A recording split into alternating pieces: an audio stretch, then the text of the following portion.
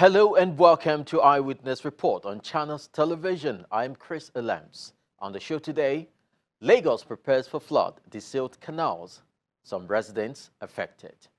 The COVID-19 survivor story and many more videos you shared with us today on the program.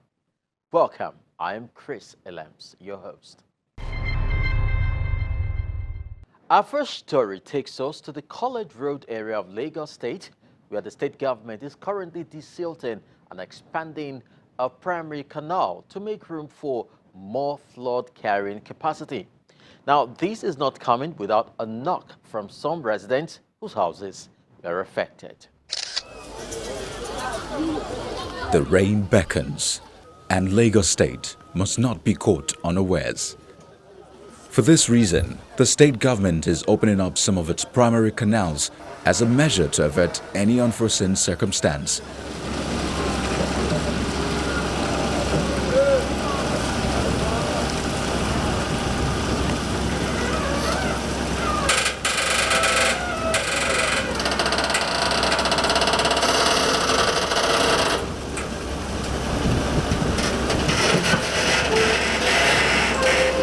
One of such is the Obawale Yaya Abaton College Road Canal, which is meant to help deflood the area whenever it rains.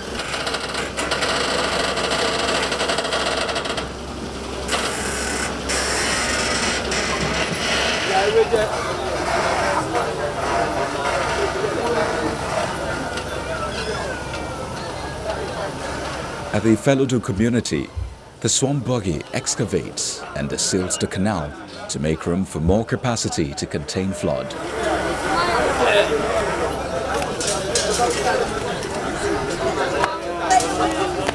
Its presence, however, comes with mixed feelings, as some houses in contravention of the state building code are meant to give way.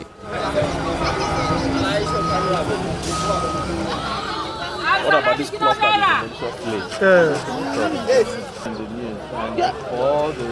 all the wrong reasons. And this was the first person to create barricades. Prior to our visit, about 30 houses had been pulled down, with more set to go. A reason these other residents watch with apprehension.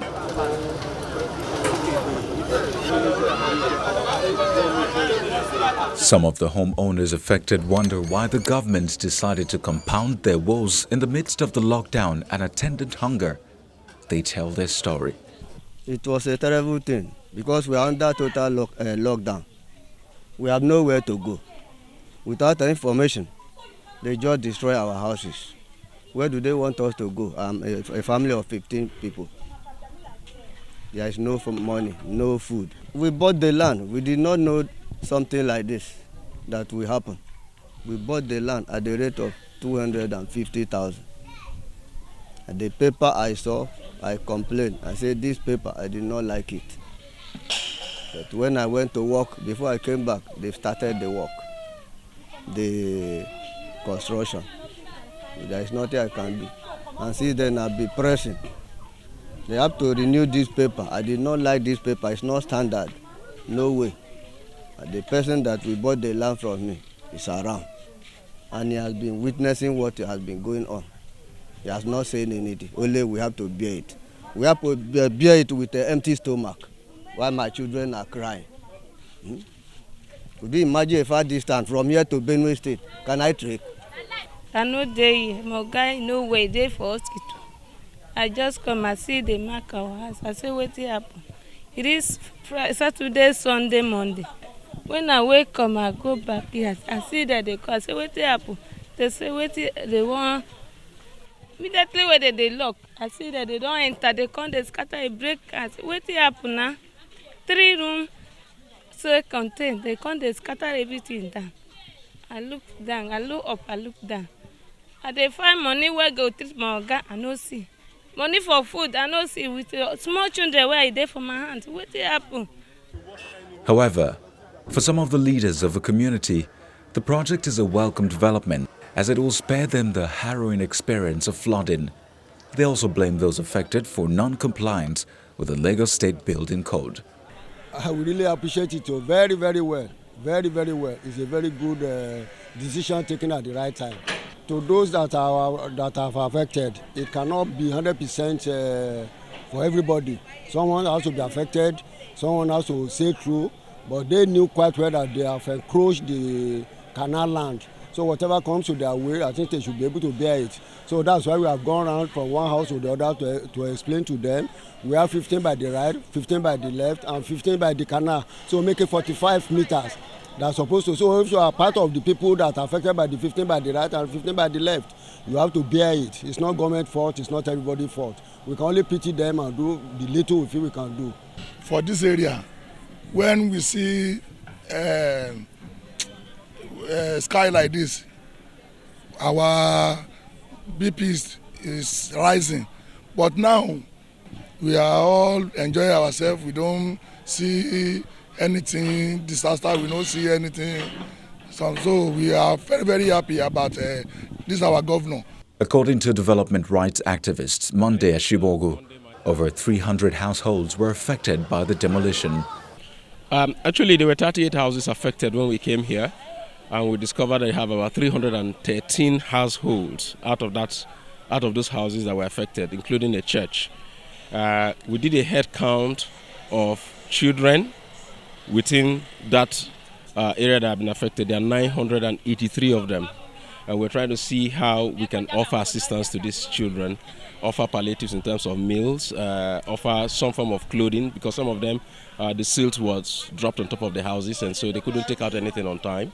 The Lagos State Permanent Secretary on Environment and Water Resources was on ground to supervise the project, and it says it was one of necessity. Most of our primary channels are naturally existing, not artificial. But over time, development has impeded the capacity of these channels, so causing a lot of flooding in the environment.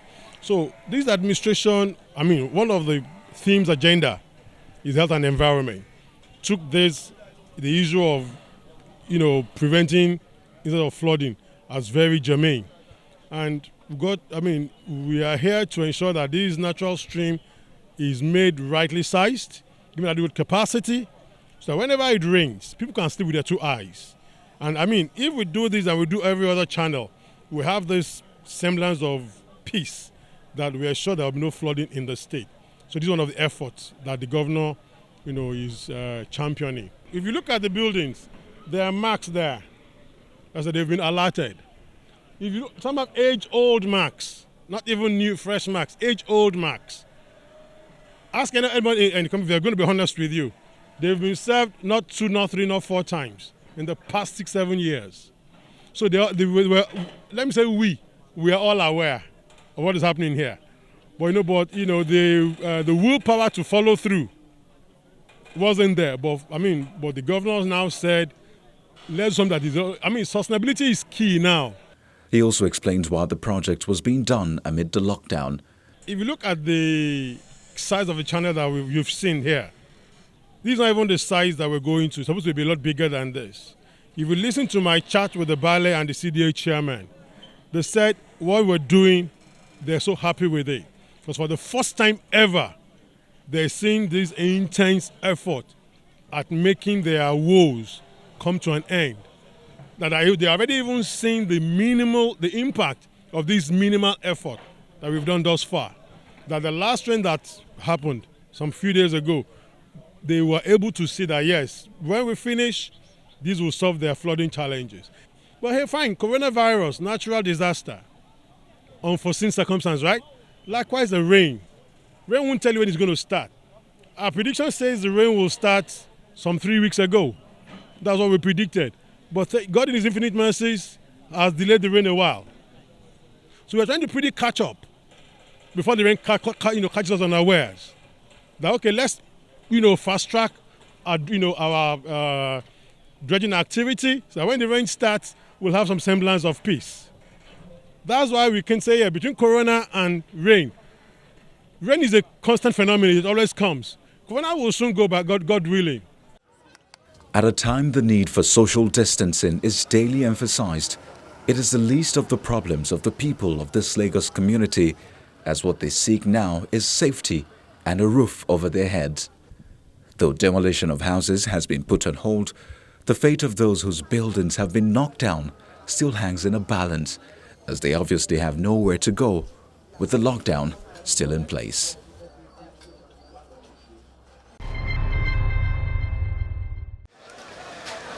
Everyone needs food to stay alive, which is why marketplaces such as Mile 12 in Lagos continue to receive a large number of visitors despite the lockdown. The market is home to perishable items, vegetables of all sorts, which are brought from different parts of the country. However, due to the coronavirus pandemic, and to also restrict entry to the markets, 11 of the 15 gates here have been shut down, but buyers and traders still interface. The chairman of the market explains why it may be impossible to completely shut down operations here, as well as what they've been doing to keep safe as much as possible. Tomato is something that you cannot just hide. You can't keep it in the farm and say, let me just keep my tomato until after the pandemic I bring it back. It will perish in the farm. If you have it anywhere, it will perish. So you have to bring it to the market, and people also need food. You have to come and buy it. We have do all our possible to ensure that people stay at home, follow instruction by government. We equally involve into mobile marketing, where our people will go around the axis of the local government, virtually all the local government in the area of Lagos State, to sell our product. But we don't have much logistics that will do that for. We have only just 2 vans that does that, and it's not enough. And at the same time, people still come to the market. I can tell you, people come to the market in numbers to come and buy food. To keep people at home, we don't have a roadblock. We are not the policemen that will say people should not come to the market. People find their way to come to the market. And because we have things to sell that is going to perish, we must sell it. Government has given us the opportunity to sell food for people, which people are appreciating. Even though we are selling at huge loss of this thing we are selling in the market, but we still appreciate the fact that people still come to the market and buy perishable items. But to God be the glory, as I said earlier on, we have never had any casualty in this market. While the market continues to thrive as a result of supplies from all across the country, the lockdown in Niger State means a shortfall in the supply of yam to the Mile 12 markets.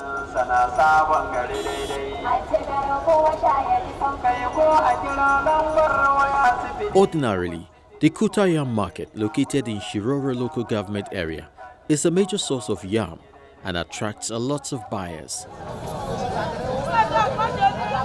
It's also a major supply chain for a lot of Lagos markets, including Mile 12.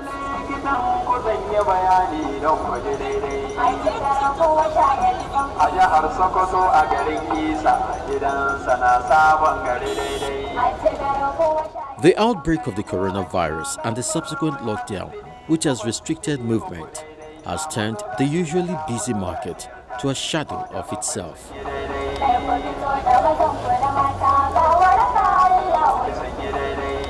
Tubers of yam in large quantity lie underneath grasses, hoping a buyer will stroll by.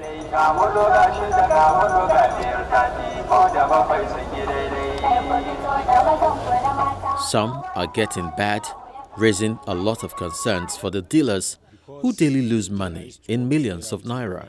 As you can see, all this yam, it is our own. In a week, we used to buy yam of 15 million. Only this our side, only this roll, 1, 2, 3, 4, 5, 6, 15 million. But it has come to, even in a week, we don't used to get even 200 naira, 500. And the government have not done anything to us yet, up to now. We get customers from Lagos, Ibadan, Kaduna, Kano, Katsina, and even Niger. They used to come. But as now, even last week, they came here and they were asked to go back. So now the market, we are not even going to market now. We just stay at home, nothing. We are not doing nothing. Just right now, we are in a critical condition. For now, the dealers lie idle while their produce waste away. Masu zuwa nan gaba ki daya ainihin kusoshin muna ya cewa Lagos kagan Kano dukkan muna samu mutane Sokoto suna zuwa. We get buyers from Lagos, Kano, Sokoto and Niger. But today, nobody to patronize us. So the lockdown has put us and even the farmers in great difficulties. Since the development, we have lost over 30 million naira. Laborers, drivers, and many others who depend on the market are also not finding it easy. In the midst of all these wastages, Nigerians who are daily earners and some who are elderly still have their stock empty and wondering where the next palliative would come from. I used to make up to 5,000 naira on a daily basis, but now it's hard for me to get 200 naira. What will I do with that? I have 2 children and a wife. I also have my aged parents to cater to. To stay alive, I have to take some money out of my capital to feed my family. The government has to come to our aid. With this quantity of waste being recorded by the sellers, would they be encouraged to take more produce of the farmers? Would the average farmer want to go back to the farm? Though food transporters are under essential service providers, would the several roadblocks on our roads and the proposed interstate lockdown provide them the incentive to continue to operate? The fight against COVID-19 no doubt would get more bites in the country if residents ensure that their next meal ticket is secured.